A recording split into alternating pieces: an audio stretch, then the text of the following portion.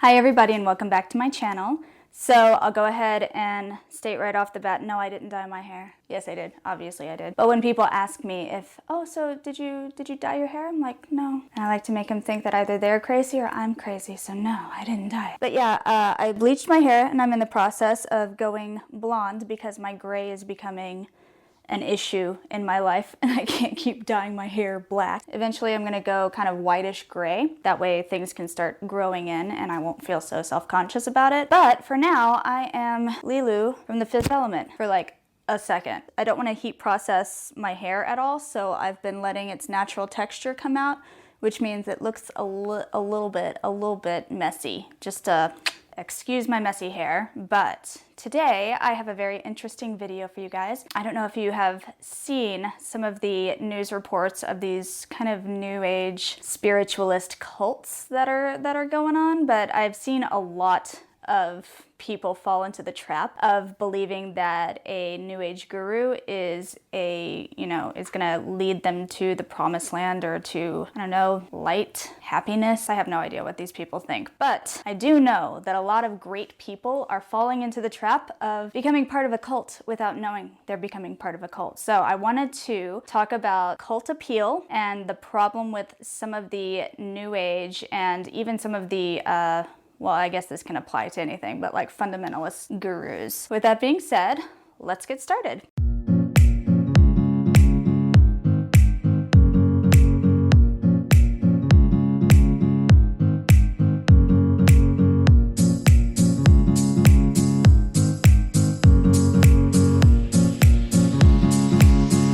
So right off the bat, we'll go ahead and say cults have been around since spirituality has existed. You can consider even a lot of the early aspects of some religions to be cult-like. What exactly takes it from being a religion or a spiritual practice to a cult? And that's what we're going to talk about today. So the big thing is a lot of people think that only stupid or naive people get involved in cults, and that is 100% inaccurate. Race, class, religion, none of that actually matters when it comes to being indoctrinated into a cult. It is a very long process, and all it takes is a small state of vulnerability in the person who is to be indoctrinated to work. If you have lost your job, if you've lost the support of your family, if you've lost a loved one, these are all circumstances that could lead one into becoming part of a cult unknowingly. There is a system to indoctrinating people. It is not by chance. It is a design, and it is meant to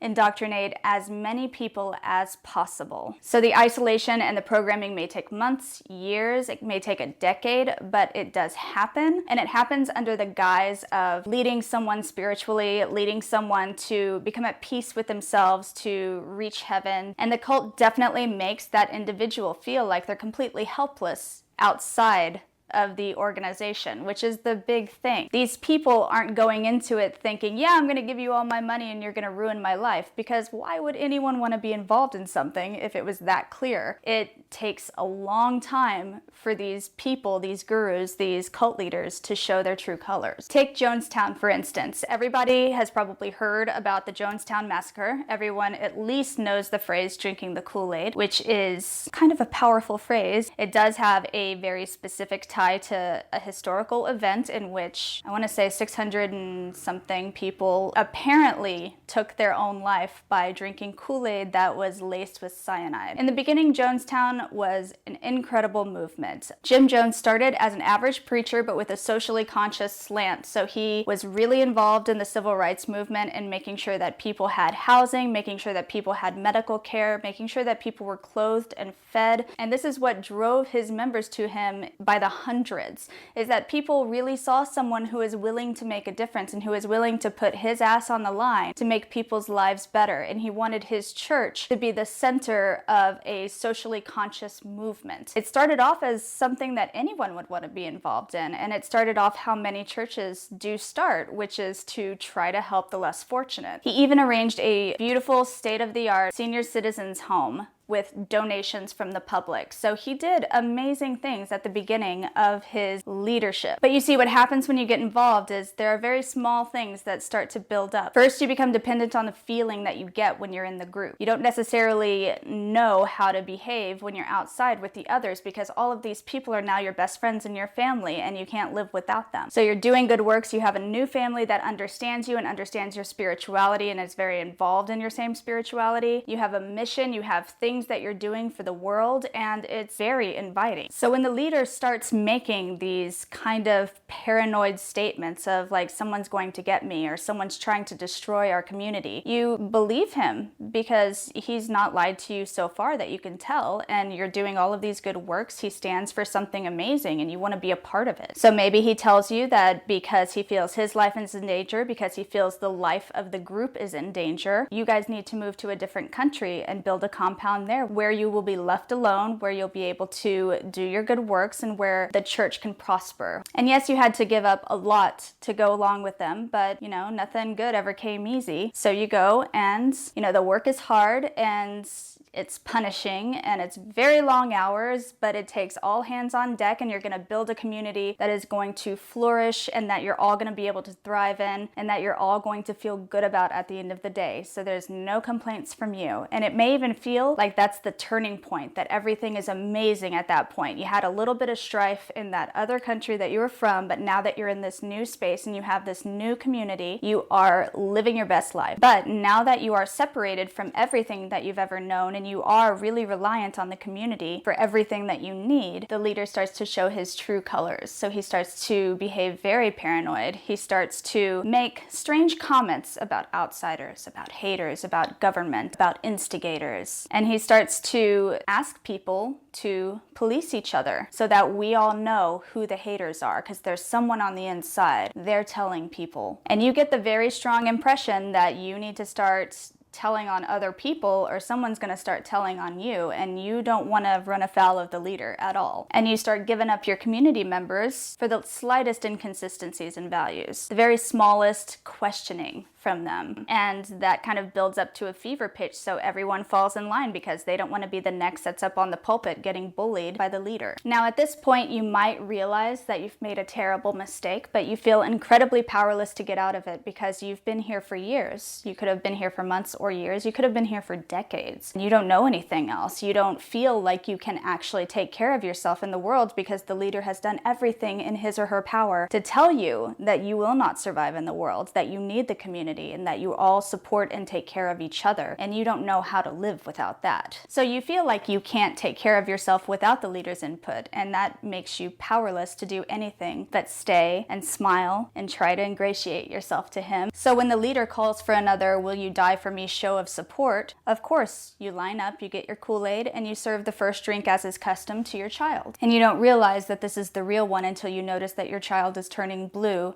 and coughing up foam. This sounds horrible, it sounds awful, but there is absolutely no proof that the people who drank the Kool-Aid did it willingly. There is all sorts of proof that the compound became militarized and that people felt that they didn't have a choice once it started going down. In fact, people with automatic rifles were searching out other community members and rounding them up, and the only people who survived were those who were already out of the compound or people who hid. When you listen to the audio of these people, you hear the mothers start to realize what they've done, and you hear them cry and weep, and you know at that point they are just lining up to get their dose of the Kool-Aid because everything's lost for them. It's horrible to hear, it's horrible for me to say, it hits me so hard because it really could be anyone. If you have an inkling to search for spirituality, then you could put yourself at risk under the right circumstances, and you wouldn't know it until you felt it was too late for you to do anything else. So these are your average people. These are not people who are stupid. These are not people who would be duped under any other circumstances. They are people like you and me, and you have to give them that credit that they would never do this intentionally.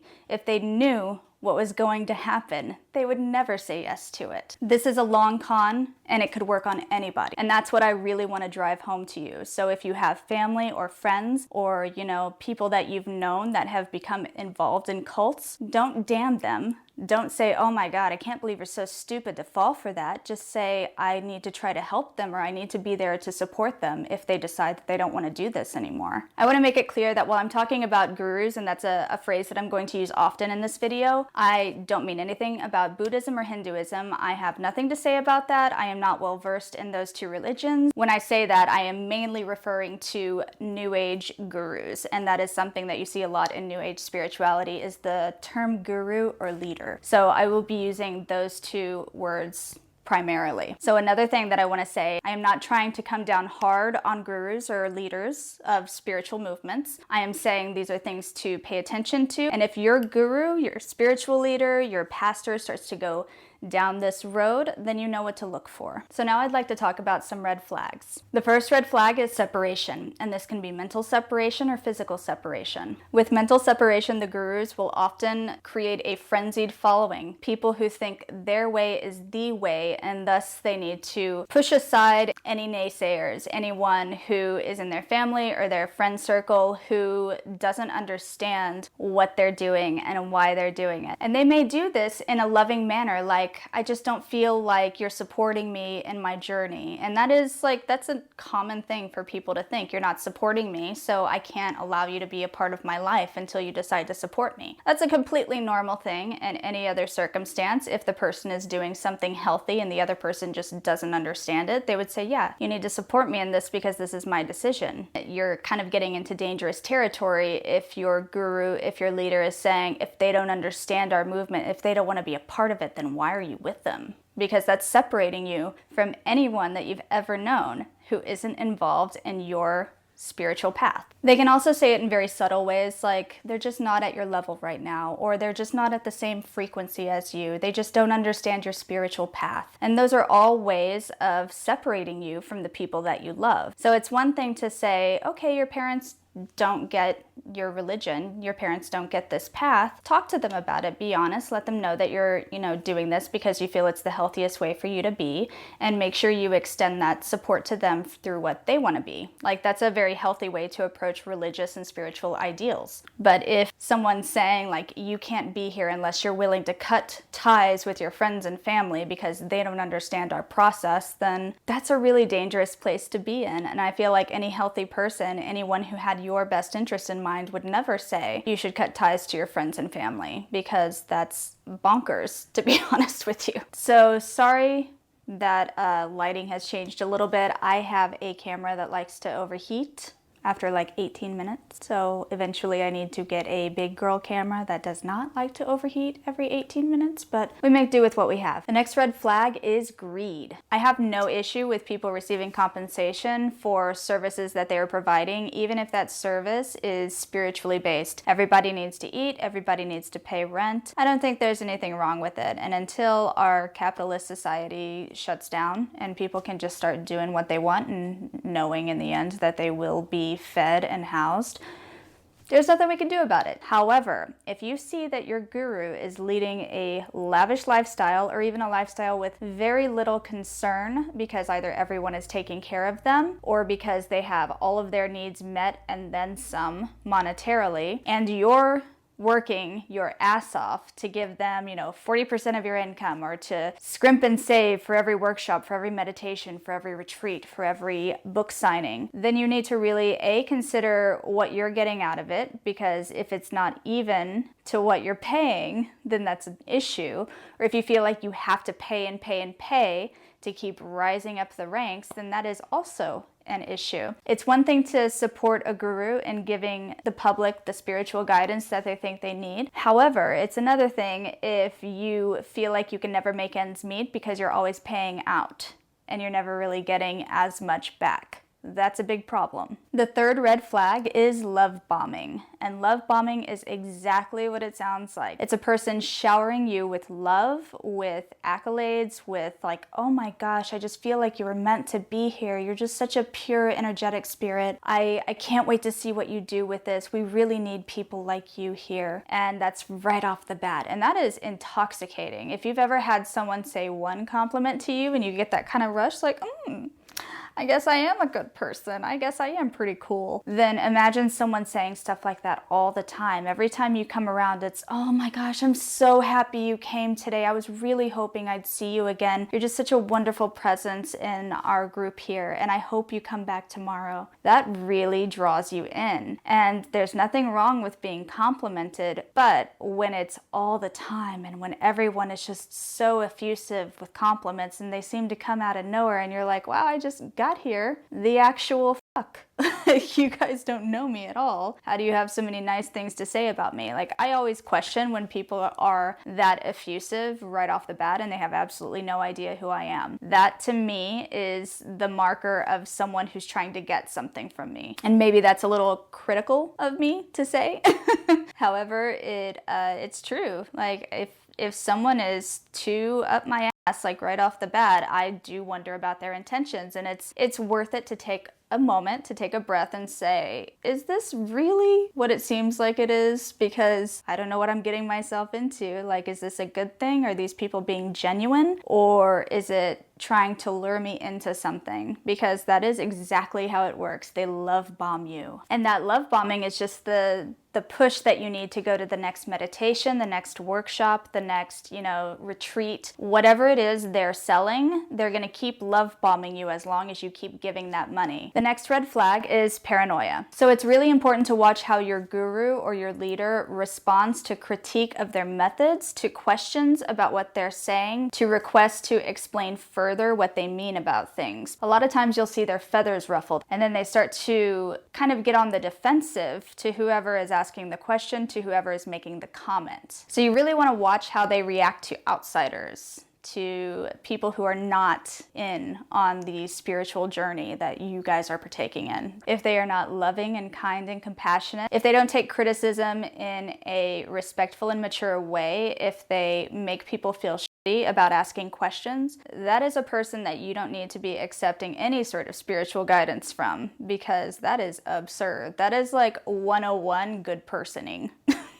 Also pay attention if they use the word outsiders, haters, critics, others, antagonists. These are all ways of othering the people that are not in your group. It is a giant red flag, because they're trying to make the group seem better than everybody else, and that's another method of separation. Also, the reaction to people who have questions being so defensive is a very subtle sign to anyone who's paying attention that dissent will not be tolerated and you will be ostracized, and that is how they keep people under their thumb. There's also a tendency of gurus who have kind of jumped over the ledge to talk about the chances of them being assassinated, of them being targeted by the government, of them being victimized in some way for what they're teaching. And that is probably the best way to rile up the community, is to get them to think we are under attack and we really have to work to keep our leader protected, and we have to work to keep ourselves protected. And so they will start policing themselves to look for the people who are antagonists, who are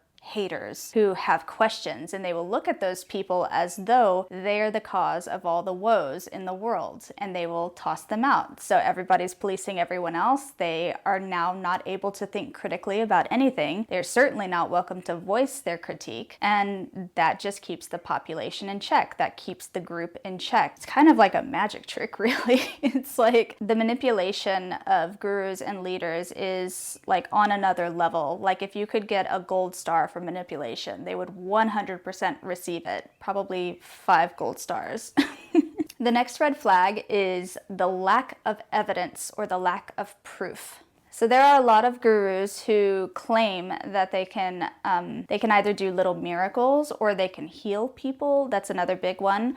That they can see inside people, that they can read minds, that they can figure out what's wrong with you just by looking at you. These are giant claims, and they are pretty much all refutable. When you look at Jim Jones, he was a famous healer, and there are people who came out and said, I was told I had cancer, or I was told that I couldn't walk, and he was going to heal me. And this was like the guy's secretary. She was said, pretend you can't walk, we're going to push you up in a wheelchair, and then when he heals you, I want you to start walking. That did give his congregation proof. At the same time, it was easily dismissed. Like, if anyone had done a little bit of research into it, they would be like, yeah, that's your secretary, and I saw her walk yesterday. So you have to really watch how the guru responds when you ask for proof of something. Do they get defensive? Do they say, I'm not here to entertain you? That's a big one. Just because you want proof, I'm not going to do it. Like, I could do it, I just don't feel like it right now. Because if you're making all these grandiose claims, it is to gain followers. It is to make people want to follow someone. Nobody wants to follow just an ordinary person, but they will follow a deity. They will follow someone who's from another planet and who's sent here to help humanity reach a higher level. I don't know, what did these people say? So that's the big thing. If they are not offering you proof of what they're saying, if they're making claims that seem so far-fetched that they couldn't possibly be true, they probably aren't. Another one is fame seeking. A lot of gurus, a lot of leaders say things like, I just always knew that I was destined to be famous. And this is really this is them saying they wanted to be an entertainer, but they maybe weren't a good enough actress or an actor. This is them saying, they wanted to be a rock star, but they'll settle for being a spiritual leader. Like, they really just wanted people to idolize them. So I question any spiritual leader who says, I always knew I was going to be famous, because that to me shows an ego and shows a kind of fame seeking that just doesn't work with spiritual leading. Like, if you become famous, then cool, you became famous. But if that's kind of why you're getting into this, and if you kind of pushed for that for no other reason than to just be famous and not to spread a message, then I question your motives. I really do. The next red flag is vague readings. This is funny, and this is the same thing that psychics do, like fake psychics that you get on the phone. If they're saying very vague things that could really be about anyone, like, I'm just reading here that you're a very creative person. You're creative, but the logical side of your brain is trying to take over, but you feel like you have a higher purpose. Am I right? That's gonna be 90% of people. And if you're into spirituality, if you're into New Age spirituality in particular, you probably are creative. That's not a big leap. So if they're saying things that are really vague and they're kind of pushing that off as being psychic, like, I'm psychic, I can read people, I know exactly what you're thinking. You sometimes feel lost in the world, like you don't know what you're doing. You don't know if you're on the right path, but I'm telling you, you were meant to be here today. You are a beautiful person, and I'm so happy that you came here. Do you feel it? Do you feel that you belong here? I mean, if someone's in the right vulnerable state, they're probably gonna say yeah, and they're gonna feel really good about that. They're gonna feel like someone really sees them.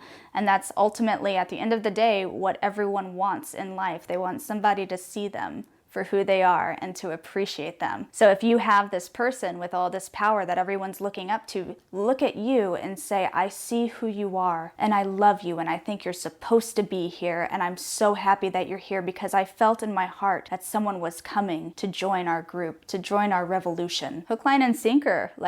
Anyone's gonna buy into that. So I would say look at vague readings, look at how that ties into you giving more of your money, how it kind of love bombs you. They're telling you things that you want to hear. And oftentimes they'll also do the thing where they'll say something that's very direct and very pointed that you can say either yes or no to. And if you say no to it, they're gonna say, you just don't feel it. You just don't remember it. But I want you to look inside, and I think you'll know that it's true. They'll turn it around on you and you'll be like, wait, is it true?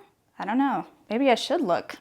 Because you trust this person. You came here for a reason. You want to believe what they have to say because you are looking for answers. So really pay attention to vague readings, and especially pay attention to if that is trying to convert you into being a follower rather than just saying something about you and giving you a good piece of advice. It's all about salesmanship at the end of the day, The next red flag is illogical stories. I find this most often in backstories. There's one guru in particular who says that she was, and if this is true, obviously this would be the worst story known to man, and anyone would be right in their heart to hear this story and think, oh my God, you poor woman, I can't believe how much you've been through. But she says that she was abused by a satanic cult and sewn as an 8-year-old into the corpse of a man for 12 hours. An 8-year-old girl will not fit in the torso of a even 6'4" man, let alone the average sized dude. So already you're like, really? really though? But in addition to that, like the satanic panic of the 90s, or the 80s and 90s was like such a big deal in our childhood, and I'm about this woman's age. And I remember being horrified by these stories and like reading the books and reading the magazines and being like, oh my God, people do this? This is horrible. No, like there is no evidence that people did this kind of stuff. It was a moral outrage of changing times, of people engaging in different kinds of lifestyles. And that was all attributed to this satanic lifestyle that was taking over the US. And it was like a big deal. And there were a lot of therapists who are now not able to practice therapy because they implanted false memories into people's minds. If they're saying things that seem outrageously illogical, outrageously like over the top, even one of these things would be a crazy thing to have happen to somebody, especially in the US. But all of these things, are you kidding me? So if the person doesn't have any absolute proof of it and they're making crazy claims, like obviously you don't want to burden a victim of abuse with giving you proof of it, but when it's that insane, I feel like a little proof is required, especially if that experience is used to convert people into followers. And it is. It's a giant part of her sales pitch, is that she got herself through it using her spiritual practice. So I think it's really important that if you're going to make claims like that, that they actually be proven. I don't think it's too much to ask when people are spending lots and lots of their money, when people are giving over their lives to someone like this. There's another guru who says that he was always a genius, that, you know, he always knew that he was from another planet, that his mother even knew that he was from another planet, and his mother is like in on it with him. Like, I feel like she has 100% drank the Kool-Aid, and now she's saying, oh yeah, absolutely, I always knew. But anyone else that grew up with him is like, no, this kid was a dick. Like, he wasn't special, he was just an So I think it's important to hear stories like that and take it with a grain of salt and be like, that seems a little outlandish. That seems like a little crazy. Like, obviously, you know, there are tons of people who have lived horribly abusive lives or horribly abused lives. There are tons of people who have been through incredible things, who have had incredible experiences that no one would believe unless they went through it. But those people can also validate their stories. So I think if you are not willing to or cannot validate your story, and your story is what you're using to hook people into your spiritual practice, into paying for you to be their guru, then I feel like you're probably lying. Now, this is the biggest one. The next one is called exhaustive practices. This is what gurus use to separate your thinking mind, your critical mind, from your obedient mind. If you are asked to chant for hours a day, if you're asked to do hard physical labor for like 12, 16 hours, if you're asked to do physical practice of any sort for long periods of time to the point where you don't feel like you can continue moving, if you're asked to meditate for multiple hours a day, this is a huge problem. This is the guru or the leader trying to separate your critical mind from your obedient mind. And this is really easy to do. All you have to do is meditate for 8 hours, and then you can pretty much be convinced of anything. You start to tell your thoughts to go away, and that includes all critical thoughts too. So when your brain gets used to not thinking, it gets used to receiving information from an outside source, you stop paying attention to any thought that you have. And this is a big problem that people have when they go back to the outside world, is that they don't know how to think. They have no idea. They've spent years upon years being told what to do, what to think, what to say, how to act. So this really affects people when they go back to the outside world. They have no idea how to think for themselves, what to do, how to schedule themselves, like what they're supposed to do with their free time. It becomes a real problem. So those exhaustive practices are what they use to really hook you in and to make you theirs. And that's something to really watch out for. It is one thing to do something because you just feel really, really good doing it. It's another thing for it to be a prescriptive practice from your guru or your leader that seems excessive. If you're gonna be a monk in Tibet, yeah, maybe you wanna meditate for 8 hours a day and maybe that's what they do. However, if some dude living in an ashram in the middle of the woods is telling you that you need to do yoga for 8 hours a day to receive enlightenment, I would really question that. especially if he's trying to teach you other things, other ways of thinking, and he's trying to tell you that your previous ways of thinking are completely wrong. And really it's about thinking, how healthy is this for you? Are you really going to be a stronger person by not learning to trust your inner self, by not learning to really dictate your own life? That should be the ultimate goal for every human, is I know how to take care of myself, I know how to be compassionate to other people, and I can do that without someone telling me how. That should be the idea, but what these gurus and leaders try to do is to get you to rely on them implicitly. And if they're already doing that right off the bat, telling you that you're wrong, telling you that you don't know what you're doing, telling you that, you can't survive without them, that's a problem. So now that I've listed off the red flags, here are some things to remember. 1, you have all the information you are seeking at your fingertips, and one person cannot give you the information you're looking for. They can give you a piece of the puzzle, but you have to be the seeker for the spiritual information that you want. And really what I'm saying is that when you rely on just one person for all that information, you become codependent with them. And that's a very dangerous place to go when you're seeking spiritual enlightenment. So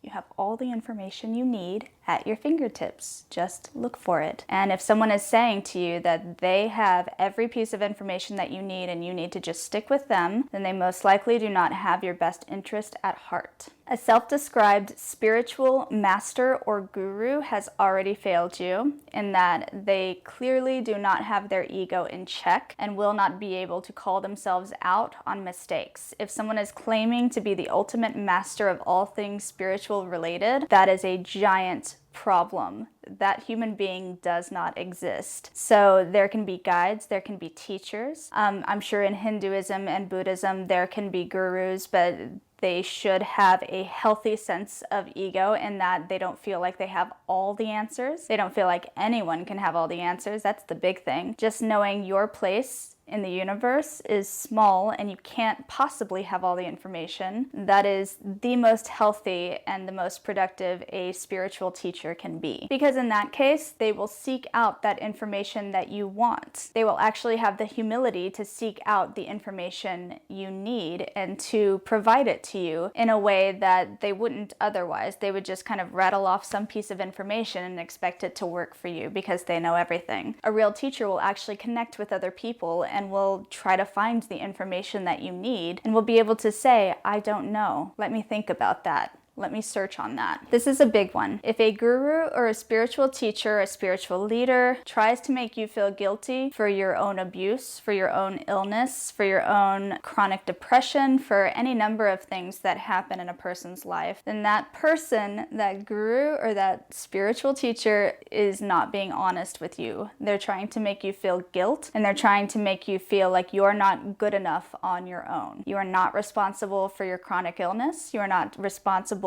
for previous victimizations. You're not responsible for your personal traumas. That's an absolutely absurd and dangerous thing for someone to say. You should not allow yourself to be re-victimized by a guru who's going to say things like that, because honestly, blaming a person for their own cancer or their own experiences with child abuse from the time that they were little, that is the most evil thing that I can possibly think of. And if your guru is trying to blame you for the things that you've suffered, no, baby. Don't let them degrade you. Don't let them make you feel like you're worth less than you are. That is absolutely unacceptable. Another one is any family or community that makes you afraid to disagree is not a family or a community worth keeping. You should be able to have healthy critical thinking in any community that you're a part of. That's important. That's what keeps people honest. That's what keeps people moving in a good direction. You have to be able to critique the things that you're involved in, and you have to be able to see where you can do better. And anyone that says that you're not allowed to critique a guru or a spiritual leader, that person is suspect and they are a part of an unhealthy group dynamic. Another thing to remember is that you don't have to live in a commune or out in the middle of the woods, out in the desert, to be in a cult. A lot of people think of cults as, everyone has the same haircut and wears like a potato sack, and that's all. They can only eat fruit that has already fallen from a tree, and that's just not the case. A lot of cult members, they have their own families, they have their own houses, they have an education, they have a job outside the cult. And that's a really important thing to remember, because a lot of people fail to notice when they're in a cult because they're not trapped somewhere. They still have their own home, they have their own life, they have their own friends. But it's important to remember that you don't have to live in a commune, you don't have to live in the middle of the desert to be in a cult.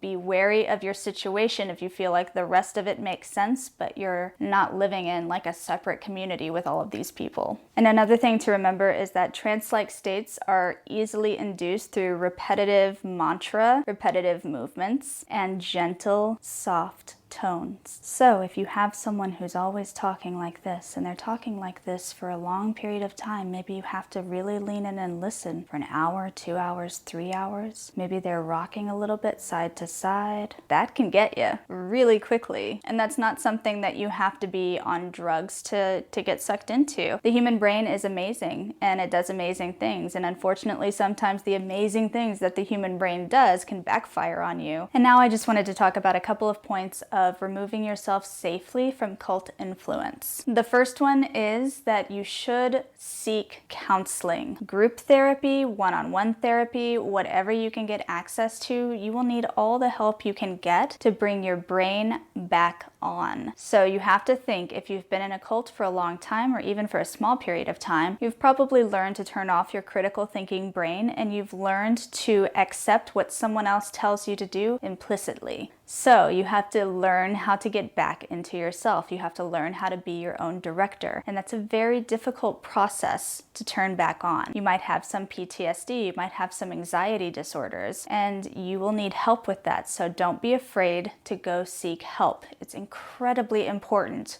for your recovery. As much as you may want to, unless you are 100% on track and healed from your experience, do not go back and get a friend, a spouse, your family members. You have to be 100% healthy in yourself before you can go and rescue anybody else, or you might just get pulled back in, and that won't help anybody. If you can recruit someone to try to get to your spouse, your family member, your friend, whoever is left in the cult, then I would suggest doing that. But at the end of the day, you have to heal yourself before you can heal anybody else. And that may seem selfish to you, but I promise you, you're not doing anyone any good if you get broken back down. The next thing that I wanted to talk about is if you have been taken to a foreign country. So chances are the foreign country already knows about the existence of a cult, so it might actually behoove you to talk to their government officials, to talk to the police, to say, I was taken here. Your being taken to that country could be considered trafficking, and that is something to pursue, because they could help you get back home if you have been taken somewhere else. So I would reach out to embassies, I would reach out to the police, I would tell them everything that you know, because chances are they've already been looking into this group and they're already keeping track of it, but they don't have any eyewitnesses to tell them what's going on, so they need your help. I also wanted to say, if you have friends and family on the outside still, I would say reach out to them. It's going to be a lot harder for you to do this on your own. And yes, they might be hurt, they might be angry at you, they might feel slighted, but if you tell them, I think I was part of a cult, I feel lost and alone and I need your help, they're probably going to be supportive. I mean, cult is a scary, scary word, and if you're readily admitting that you think you are part of a cult, then that's a big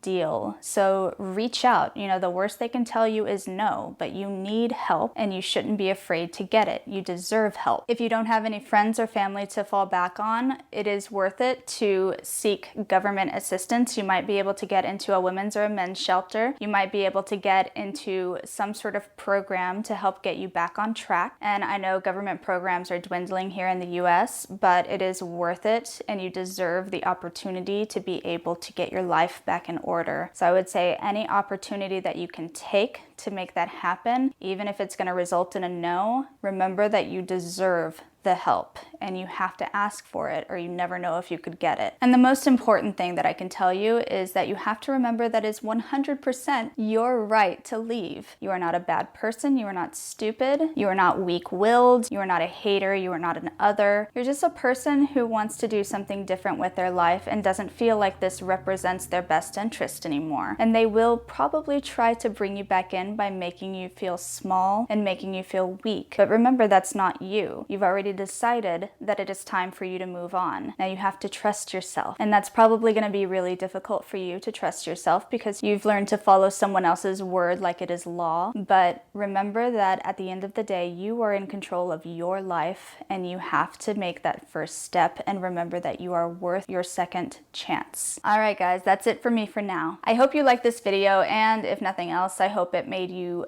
think a little bit about maybe some of your choices in communities. You know, it's possible that there have been choices that you've made in communities and spiritual practices in church that have been kind of on the nose for some of those traits, but not all of them.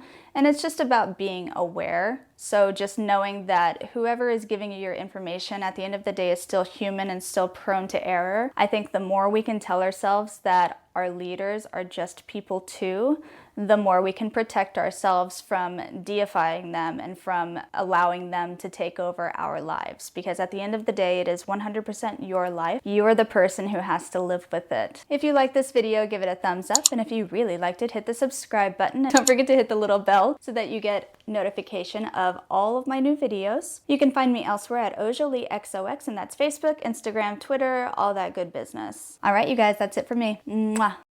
And in the comments below, let me know if you've had any indirect or direct experience with cult-like behavior, even if it wasn't exactly a cult.